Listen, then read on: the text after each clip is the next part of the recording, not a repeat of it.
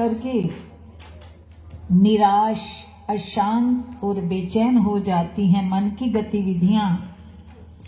इस मन की गतिविधियों को हमें किस तरह से शांत, आनंदमयी बहाव में ले जाना है, इसके लिए उस परमपिता परमात्मा ने सत्संग रूपी स्कूल बनाया। सत्संग में आकर के हमें उस सच का संग मिलता है, वो सच जो केवल और केवल आत्मा में निहित है। एक वास्तविक सच है जीवन का, जो वो है परम आत्मा, जो हम सब के अंदर विद्यमान है। धरा पर हम जितने भी इंसान देखते हैं इस धरती पर, किसी भी रूप में पशु, पक्षी, जीव, जंतु, नाना प्रकार के 84 लाख योनियों के जीव जो हम इन आंखों से देखते हैं, इस जन्म में धरती पर आए हुए हैं, तो उनकी भीतर क्या शक्ति है जिससे वो धरती पर नजर आ रहे हैं, और उस शक्ति से अलग हो जाने के बाद उनकी ना तो सूरत दिखती है, ना उनका नाम नजर आता है, ना उनकी कोई पहचान रह जाती है। तो वास्तव में विचार करके देखें कि हमारी आज की इस युग के अंदर अगर कोई तिल मात्र भी कहीं पहचान है, तो क्या माया के बल पे है, या बुद्धि के बल पे है, या अकल के बल पे है, या चतुराई के बल पे है, या सुंदरताई के बल पे है? नहीं, ये एक मन का भ्रम है। हम अपनी पहचान बनाने के लिए बाहर की दुनिया में दिन रात दौड़ रहे हैं, लेकिन वास्तव में जितनी दौड़ इस संसार में हमने लगाई, उसमें हमारी बल बुद्धि निहित है। उस दौड़ के अनुसार हमारी दुनिया के अंदर पहचान क्या रह गई, उतनी देर हमारी दुनिया में पहचान है जितनी देर हम जिस्म से, शरीर से इस जगत के अंदर नजर आते हैं। लेकिन उनकी पहचान इस तन से अलग हो जाने पर भी स्थिर है इस जगत के अंदर। वो कौन है? जो केवल परमपिता परमात्मा के शब्द के साथ जुड़ गए हैं, उस नाम के साथ जो जुड़ गए हैं, उनकी पहचान क्या बनी रह गई इस दुनिया के अंदर, कि वो उस परम आत्मा के साथ एकीकरण करके वो आत्मा तद्रूप हो गई। और उस मिलन के बाद, उस तद्रूपता के बाद, उन जीवों को परमात्मा ने अपने नाम के बराबर मिलाकर उनको महापुरुषों का दर्जा दे दिया। विशेष भक्तों के बीच में उनका दर्जा आ गया। संसार के अंदर शिक्षाप्रद गाथाओं में उनका दर्जा आ गया। तो उनके पल्ले क्या था जो जहां से जाकर भी नहीं गए, जो इस शरीर से अलोप होकर भी आज भी इस जगत में विद्यमान है? तो उनके पास क्या था ऐसा? विचार करके देखें। उनके पास केवल और केवल प्रभु के नाम की दौलत थी। उस नाम की दौलत ने उन्हें इस लोक में तो क्या, परलोक में, ऊपर के लोक में जाकर भी उनको जिंदा रखा। उनकी पहचान बनी, उनका नाम सदा के लिए अमर हुए। इस लोक में कैसे जिंदा हुए? विचारें। हम सबकी भांति हैं वो लोग जो नाम से जुड़ जाते हैं। बिना प्रभु प्रेम के ये मन कभी स्थिर नहीं हो सकता। अब जैसे किसी भी वस्तु से हमारा प्रेम होता है, तो उस प्रेम की खातिर हम भूख की भी परवाह छोड़ देते हैं।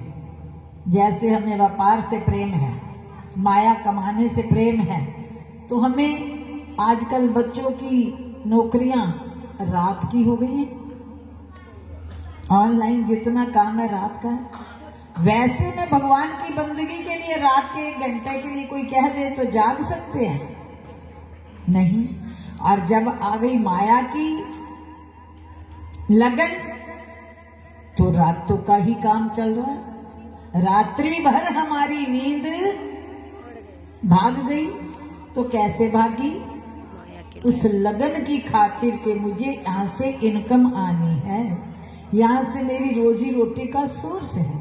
इस मन में ये बात बैठ गई तो रात की नींद भूल गई और जीवन को नींद देनी है, उसको किसी न किसी ढंग से और ढंग से हमने एडजस्ट कर लिया। विचारो, अगर ये सोच हमारे भीतर ये आ जाए,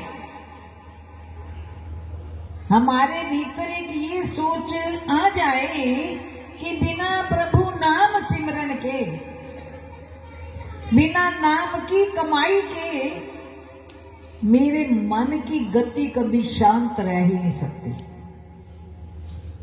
शरीर की दुनियावी वस्तुओं की पूर्ति के लिए, समाज के साथ मिलकर चलने के लिए, आसपास की दुनिया के बराबर का अपना रूप रंग बनाने के लिए हमें उस माया की दौड़ ने नींद भुला दी, भूख भुला दी, शरीर की सब तरह की आरामदायक परिस्थितियों से बाहर निकाल लिया। किसने? उस लगन ने, माया की लगन ने। और अगर ये लगन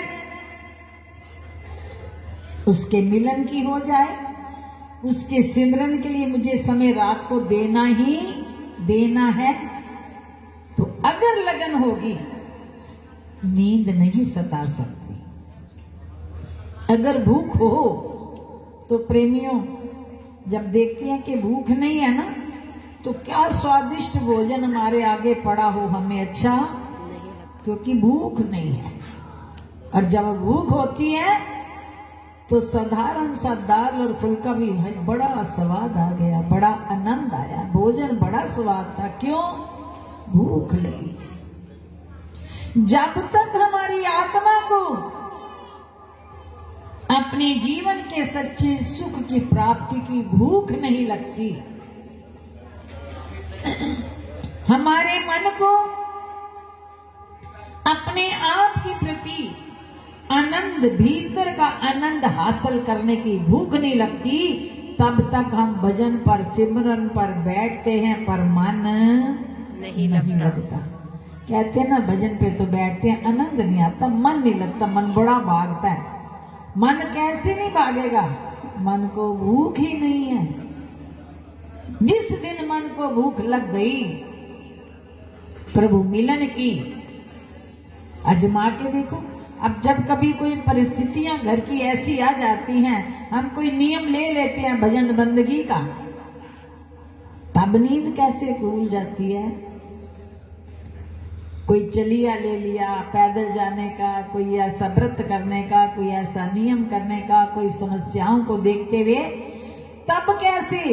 वो कारण के दिल को एक लगन है, कुछ चाह है।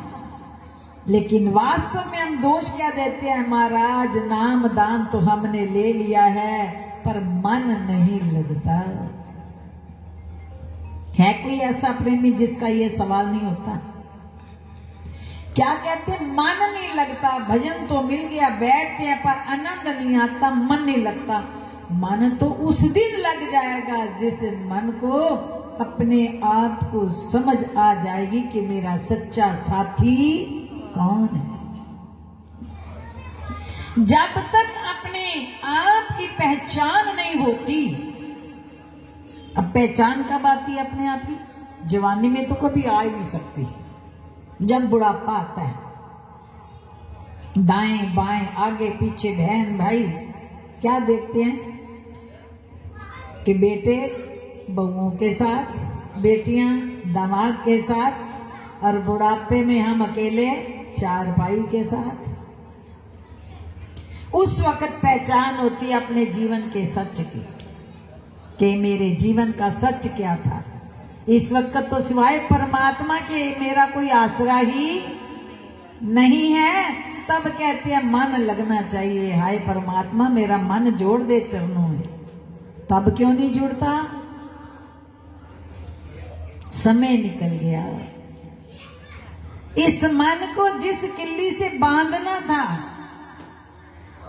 वहां तक पहुंचने के लिए ना तो अब शरीर में दम है कि आसन लगा सकें, न मंदिर तक जाकर सत्संग सुनने की शरीर में सामर्थ्य है, न संत महापुरुषों के पास जाकर अपने मन के सवालों का जवाब लेने की सामर्थ्य है। होश कब आई? जब सब कुछ हाथ से निकल गया। अब होश कब आती है? जब स्वयं पे गुजरती है तो होश आती है, और जवानी में तो होश आ नहीं रही। लेकिन विशेष कृपा उनकी समझो जिन्हें इस जवानी में प्रभु ने अपनी लगन लगा दी, जिन्होंने अपनी शरण में लगा करके हमें अपने प्रेम का, अपने मिलन का, अपने सत्संग का, अपने आप को आनंद में पाने का एक शौक दे दिया। ये सबसे बड़ी कृपा है। ना बाजार से मिलती है दौलत ये वाली, और ना संसार से उधारी मिलती है ये दौलत। प्रभु प्रेम की लगन की